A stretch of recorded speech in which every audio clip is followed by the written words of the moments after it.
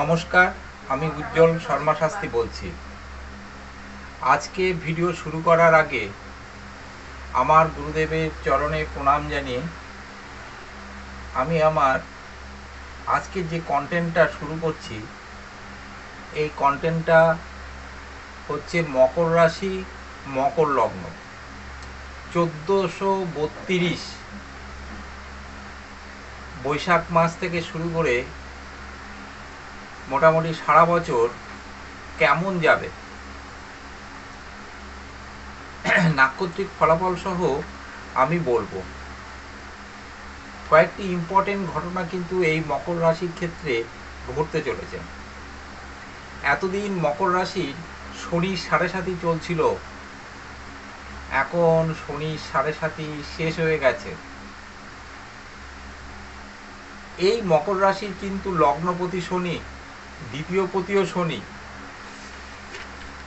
মকর রাশি শনি এবং বুধকে ভালো থাকতে হবে, তাহলে অনেক শুভ ফল কিন্তু মকর রাশি এবং মকর লগ্নের জাতক জাতিকারা পাবে। আমি এই আলোচনা মূলত গোচর ভিত্তিক করছি। গোচরে কতগুলো বড় গ্রহ যারা দীর্ঘ সময় ধরে একই রাশিতে অবস্থান করে, যেমন শনি, যেমন বৃহস্পতি, রাহু, কেতু, এই সমস্ত গ্রহগুলো দীর্ঘকালীন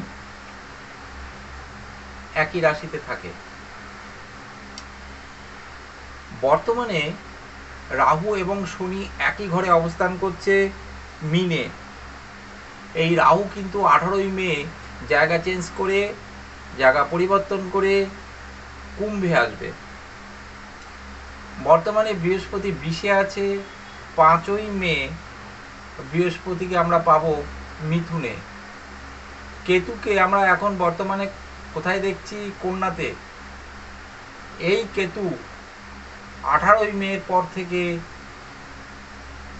সিংহে অবস্থান করবে। দ্বিতীয় পতি শনি, চতুর্থ পতি হলো মঙ্গল, পঞ্চম পতি শুক্র, ষষ্ঠ পতি বুধ, একাদশ পতি মঙ্গল, দশম পতি শুক্র, নবম পতি বুধ।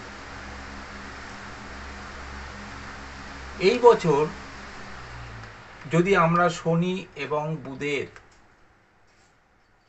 যে সমস্ত জাতক জাতিকাদের শুভ অবস্থায় পাবো, তাদের কিন্তু খুব ভালো ফল কিন্তু তারা পাবে। মকর রাশির ভাগ্য কেমন যাবে তার আগে একটুখানি বলে নিই, এরা শনির জাতক। শনির জাতক হওয়ার জন্য এরা খুব দূরদৃষ্টি সম্পন্ন হয়। যদি শনি শুভ অবস্থায় থাকে, এরা সংযমী থাকে, সৎ একনিষ্ঠ হয়ে থাকে, বিশ্বস্ত এবং আস্থাশীল। কিন্তু শনি যদি অশুভ হয়, তাহলে এরা অসৎ হবে, স্বার্থপর হবে, কৃপণ স্বভাবের হবে। এরা নির্দ্বিধায় তখন অসৎ কাজ করতে থাকে। চর রাশি এবং পৃথ্বীরাশি হওয়ার জন্য এরা দ্বিস্বভাবের হয়। এই যে কোনো কাজের ক্ষেত্রে এরা অত্যধিক সতর্ক এবং সাবধানী হয়, সন্দিগ্ধ চিত্ত এদের মধ্যে থাকে। এই যে দ্বিধাগ্রস্ত ভাবটাকে যদি এরা কাটাতে পারে, তাহলে কিন্তু এরা খুব ভালো ফল পাবে। যাই হোক, মকর রাশির ভাগ্য কিন্তু এই বছর মোটামুটি শুভই কাটবে। তবে পরিশ্রম এবং চেষ্টা এদের থাকা চাই, তাহলেই কিন্তু শুভ ফল এরা পাবে।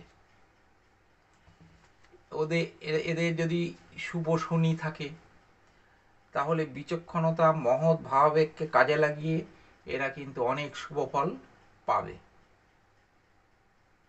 এদের দ্বিচারিতাটাকে দূর করতে হবে। দ্বিচারিতাটাকে দূর করতে পারলে এরা কিন্তু খুব ভালো ফল কিন্তু পাবে। এরা নতুন কোনো শিক্ষা, নতুন কোনো কর্মের মাধ্যমে সুপ্রতিষ্ঠিত হতে পারবে। এদের কিন্তু সুনাম বৃদ্ধি পাবে। কর্ম, এই বছরে কর্মের দিকটা কিন্তু মোটামুটি শুভই বলা যায়। যারা সরকারি চাকরি বাকরি করছেন তাদের কিন্তু প্রমোশন হবে। যারা ব্যবসা বাণিজ্যের সঙ্গে যুক্ত তাদের প্রভূত উন্নতি হবে, ব্যবসা বাণিজ্য থেকে ভালো লাভ পাবে এবং কর্মপ্রাপ্তির যোগ কিন্তু যারা বেকার আছে তাদের কিন্তু কর্মপ্রাপ্তির যোগ আছে, মানে বেকাররা কর্ম পাবে। তবে ওই পরিশ্রম করতে হবে, চেষ্টা করতে হবে, তাহলেই হবে। আয় উন্নতি কিন্তু যথেষ্ট বৃদ্ধি পাবে। ব্যবসা বাণিজ্যের থেকে ভালো অর্থ এরা কিন্তু আয় করতে পারবে। এদের কিন্তু যে কোনো দিক থেকে হঠাৎ প্রাপ্তির যোগ হতে পারে, এমনকি লটারি প্রাপ্তিও এদের সম্ভাবনা আছে। লটারি প্রাপ্তির সম্ভাবনা কিন্তু এদের আছে। শিক্ষা, এরা যারা ডাক্তারি পড়ছেন তাদের কিন্তু ভালো ফল পাবেন। তারা যারা বিজ্ঞান, টেকনিক্যাল উচ্চশিক্ষা এদের কিন্তু হবে। টেকনিক্যাল লাইনে যারা আছে তাদের কিন্তু উচ্চশিক্ষা লাভের যোগ আছে। আকাশবিদ্যা, শিল্পকলার সঙ্গে যারা যুক্ত তাদেরও কিন্তু প্রভূত উন্নতি হবে। পারিবারিক দিক থেকে কিন্তু এদের অতটা সুখ লক্ষ্য করা যাচ্ছে না। দাম্পত্য কলহ হতে পারে, দুশ্চিন্তা, ব্যয় বৃদ্ধি পারিবারিক দিক থেকে হতে পারে। পারিবারিক ভ্রমণেরও যোগ আছে। এদের শ্বশুরবাড়ি থেকে অর্থ প্রাপ্তির যোগ কিন্তু এদের আছে। স্বাস্থ্য, স্বাস্থ্য নিয়ে কিন্তু এই বছরটা খুব ভুগতে হবে। হাঁটু পায়ের ব্যথা কিন্তু হবে, বাতজ ব্যথা এদের কিন্তু হতে পারে। চোখ কান রোগ হওয়ার সম্ভাবনা, দাঁত মাথার রোগ এগুলোর কিন্তু সম্ভাবনা আছে। ঠান্ডা লাগা থেকে সমস্যা হতে পারে, অ্যালার্জির যোগ আছে। আমি এবার মকর লগ্ন নিয়ে কিছু বলছি। প্রথম দিকে মকর লগ্নের একটু অসুবিধা আছে।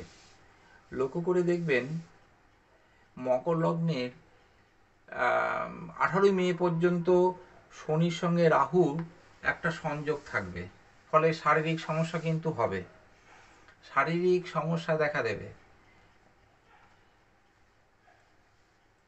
কিন্তু যারা ইট, বালি, সিমেন্ট, মোট কথা যারা বিল্ডার্সের ব্যবসা করেন তাদের কিন্তু বেশ শুভফল প্রাপ্ত হবে এবং ব্যবসা থেকে প্রচুর ইনকাম হবে। কিন্তু যারা লোহার ব্যবসা করেন তাদেরও কিন্তু প্রচুর ইনকাম হবে। কয়লা, লোহা, কাঠের ব্যবসার সঙ্গে যারা যুক্ত তাদেরও কিন্তু প্রচুর লাভ হবে এবার এই বছরে।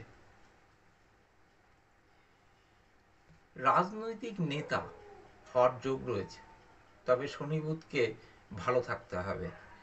শনি বুধকে ভালো থাকলে কিন্তু শনি বুধ যদি ভালো থাকে তাহলে শনি বুধ যদি ভালো থাকে তাহলে এরা রাজনৈতিক নেতা হতে পারে।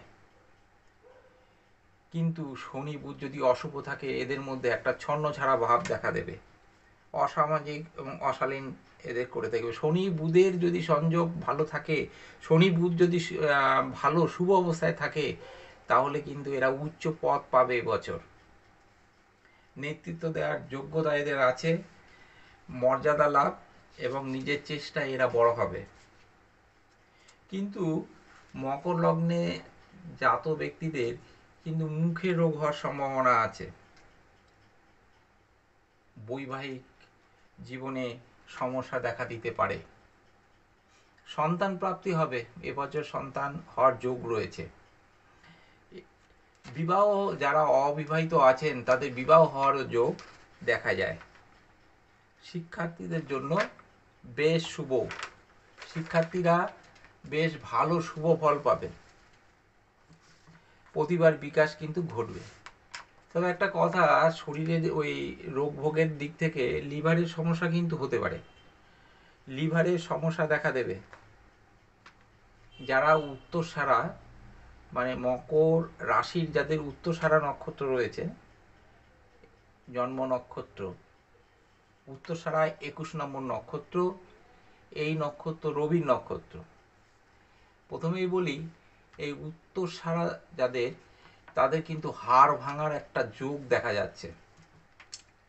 দাম্পত্য কলহ হবেই, কিন্তু ব্যবসায়ীদের প্রভূত লাভ হবে। যারা পেশাদার শিল্পকলার সঙ্গে যুক্ত, যারা চিত্রশিল্পী, চিত্রকর, কলাবিদ্যার সঙ্গে যুক্ত, তাদের কিন্তু উন্নতির যোগ আছে। শ্রবণা নক্ষত্র ব্রহ্মা বিষ্ণু মহেশ্বরের চরণের প্রতীক আর কি। এদের সাফল্য আসবে, কিন্তু বাধা থাকবে। যাদের শ্রবণা নক্ষত্র, চাকুরিজীবীদের কিন্তু শ্রবণা নক্ষত্রে জন্ম যাদের, তাদের কিন্তু উন্নতির যোগ রয়েছে। শিক্ষকদেরও ভালো উন্নতি হবে। প্রাইভেট টিউশন যারা করে তাদের কিন্তু উন্নতির যোগ রয়েছে। প্রাইভেট টিউটর যারা, তাদের কিন্তু বেশ উন্নতির যোগ রয়েছে। এবার এমনকি মকর লগ্নের, মকর রাশির জাত ব্যক্তিদের এবছর সুনাম প্রাপ্তির, যশ প্রাপ্তির যোগ রয়েছে। আর এই শ্রবণা নক্ষত্রে জাত ব্যক্তিদের বৈবাহিক জীবন মোটামুটি সুখেরই হবে। ধনিষ্ঠা নক্ষত্র ঢোল বাদ্যযন্ত্র যা প্রতীক। শ্রবণা নক্ষত্র, এই ধনিষ্ঠা নক্ষত্র, ধনিষ্ঠা হচ্ছে 23 নম্বর নক্ষত্র। ঢোল বাদ্যযন্ত্র এদের প্রতীক। মঙ্গলের নক্ষত্র এই ধনিষ্ঠা নক্ষত্র। যাদের ধনিষ্ঠা নক্ষত্রে জন্ম, মকর রাশি, তাদের কিন্তু সমস্যা আছে। নানা রকম ঝামেলার মধ্যে এরা জড়িয়ে যেতে পারে। কর্মে কিন্তু বাধা আসবে, সাবধান। শিক্ষায় সাফল্য আসবে। দাম্পত্য কলহ তো বললাম হতে পারে। শরীর কিন্তু এদের ভালো যাবে না। এই ধনিষ্ঠা নক্ষত্রে জাত ব্যক্তি যারা মকর রাশি, তাদের প্রতিকার বিধান করার প্রয়োজন আছে। এই মোটামুটি আমি সংক্ষিপ্ত আকারে মকর রাশি, মকর লগ্ন সম্পর্কে বললাম। 1432 বঙ্গাব্দ কেমন যাবে, বৈশাখ মাস থেকে শুরু করে এপ্রিলের 15 তারিখ থেকে মোটামুটি কেমন যাবে, সেই নিয়ে আমি একটু আলোচনা করলাম। আমার এই আলোচনা, এই ভিডিও যদি আপনাদের ভালো লাগে, তাহলে লাইক, শেয়ার, সাবস্ক্রাইব করতে কিন্তু ভুলবেন না। আপনারা যদি লাইক, শেয়ার, সাবস্ক্রাইব করেন, তাহলে আমার ভিডিও করার জন্য মনোবল বৃদ্ধি পাবে। আপনারা আমার সঙ্গে থাকুন, এই আশা করব। আমার ভিডিও লাইক, শেয়ার, সাবস্ক্রাইব অবশ্যই করবেন কিন্তু। তাহলে আমি পরবর্তী ভিডিওতে আপনাদের মনের জোর বৃদ্ধি করে আমি আরও ভালো ভিডিও দেওয়ার চেষ্টা করব। সাবস্ক্রাইব করবেন, পাশে অল অপশান যাবেন এবং বেল আইকনটা চেপে দেবেন। তাহলে এই আমার সমস্ত এই ভিডিওগুলো আপনারা পেতে থাকবেন। প্রত্যেকটি ভিডিও আপনারা পেতে থাকবেন। আপনাদের জন্য যদি সামান্য একটু উপকারে আসতে পারি, তাহলে আমি নিজেকে ধন্য মনে করব। আপনারা সহযোগিতা করবেন। সহযোগিতা বলতে আমি বোঝাতে চাইছি লাইক, শেয়ার, সাবস্ক্রাইব করবেন, এই আশা রেখে আপনারা সকলেই ভালো থাকবেন, সুস্থ থাকবেন, সুন্দর থাকবেন। ঈশ্বর আপনাদের মঙ্গল করুন। আমার গুরুদেবের চরণে প্রণাম জানিয়ে আমার এই ভিডিও আজকে শেষ করলাম। সবাই ভালো থাকবেন, সুস্থ থাকবেন, সুন্দর থাকবেন। নমস্কার।